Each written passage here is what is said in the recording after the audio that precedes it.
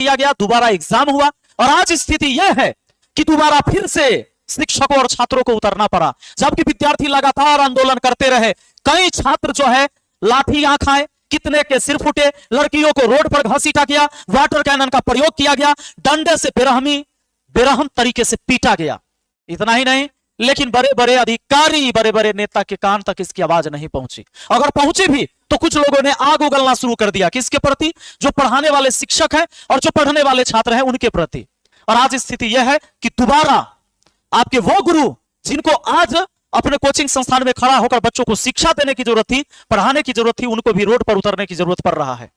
अरे भाई, आज खान सर हो, रहमान सर हो, रोशन सर हो, चाहे जितने भी हमारे शिक्षक हैं जो तमाम बच्चों के लिए लड़ाई लड़ रहे हैं, जितने भी छात्र नेता हैं जो री एग्जाम चाह रहे हैं, जितने भी छात्र हैं जिनको एग्जाम देना है वो भी री एग्जाम चाहते हैं, लेकिन ना, आज स्थिति यह पैदा हुआ कि रिजल्ट देने के बाद दोबारा से फिर से सबको आंदोलन में उतरना पड़ रहा है। कोई सुनने वाला नहीं है। लेकिन भाई, बिहार का विद्यार्थी है, बिहार का शिक्षक है, इतने करप्शन बढ़ गए हैं तमाम ऊंचे लेवल के अधिकारियों के द्वारा, आज सबको उतरने की जरूरत है। और उतरेगा भी क्यों नहीं भाई? इसी के द्वारा डिप्टी कलेक्टर बन के जाता है, जिस बीपीएससी के द्वारा राजस्व अधिकारी बनकर जाता है। ऐसे ऐसे पद पर अगर कोई करप्ट व्यक्ति बैठेगा तो कैसे बिहार का भला होगा? आज आपके खान सर, आपके सभी गुरुदेव उतर गए हैं मैदान में, फिर आपको जीत दिलाने, री एग्जाम दिलाने। कहते एक ही बोली एक ही मांग, री एग्जाम। सभी लोग उतर गए हैं सड़क पर। याद रहे, सभी छात्र और शिक्षक एक संवैधानिक तरीके से, क्योंकि आंदोलन इनका अधिकार है, आंदोलन करना। मैं माननीय मुख्यमंत्री साहब से कहना चाहूंगा कि भाई, आप खुद जाकर एक बार इस मामला को समझिए और सुनिए। ये चीजें अगर आज 2 महीने से लगातार चल रही है तो कम से कम आधा घंटा का समय निकालकर सुनना चाहिए। विश्व के सर्वश्रेष्ठ एजुकेशनल चैनल में से खान सर हैं, और ना जाने कितने आपके ऐसे शिक्षक हैं जिन्होंने अपने बिहार की गरिमा को बचाया और बनाया है। आप चाहते हैं कि यह बुद्ध की धरती, यह महावीर की धरती का गुणगान पूरी दुनिया करे, तो भाई इन शिक्षकों को सड़क पर आने की जरूरत नहीं होना चाहिए। आपका काम है, आपका दायित्व है, इनको सुनिए, एक बार सुनिएगा। इनके सबूत आप तक नहीं पहुंच पा रहे हैं, जैसा कि खान सर भी आरोप लगा रहे हैं, तो एक बार सुनिए और समझिए।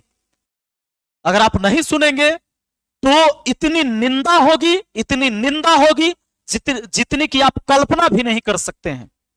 और ये जो भ्रष्ट अधिकारी हैं, जरा सोच के देखिए कि एक विभाग में 10-10 साल कोई व्यक्ति लगातार बैठे हुए हैं, तो करप्शन को कैसे मकरे की जाल की तरह इसने बूंद दिया होगा, जहां पर किसी भी ईमानदार व्यक्ति की बातों को नहीं सुना जाएगा।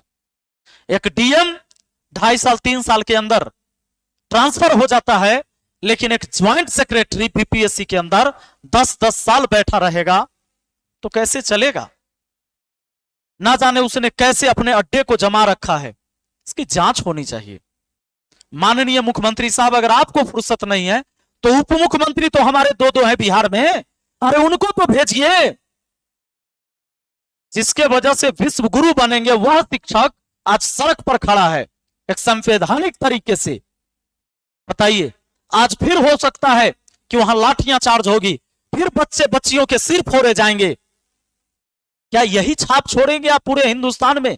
बिहार की यह पहचान जानी चाहिए पूरी दुनिया में, क्योंकि आज अगर वहां पर कुछ भी गलत होता है इनके साथ, पूरा दुनिया देखेगा।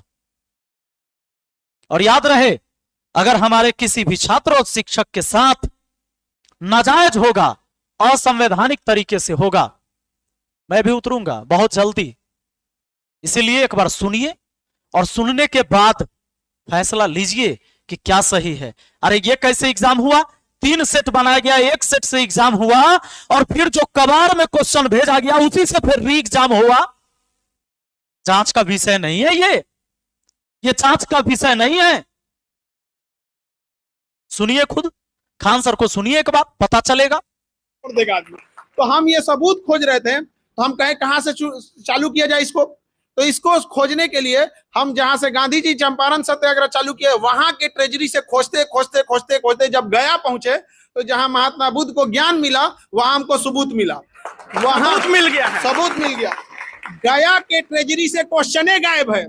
नवादा के ट्रेजरी से क्वेश्चन गायब है, और जिस क्वेश्चन को कबाड़ और नीलामी में देना था, जिस क्वेश्चन को जब तक बिक ना जाए तब तक ट्रेजरी में रखना था, गया और नवादा के ट्रेजरी से गायब है। और 22 दिन के बाद 4 जनवरी को वही पेपर री एग्जाम में थमा दिए, जो दोबारा कैंसिल हुआ था उसको थमा दिया गया। इस कबाड़ वाले पेपर से री एग्जाम हुआ। कबाड़ वाले पेपर से री एग्जाम हुआ है। धन्य हमारा बिहार का बाप हो बाप, बीपीएससी, अरे दादा हो दादा। बहुत बड़ा आरोप लगा रहे हैं, बहुत बड़ा आरोप लगा रहे हैं। तो आरोप भी कौन लगा रहा है ये भी देखिए।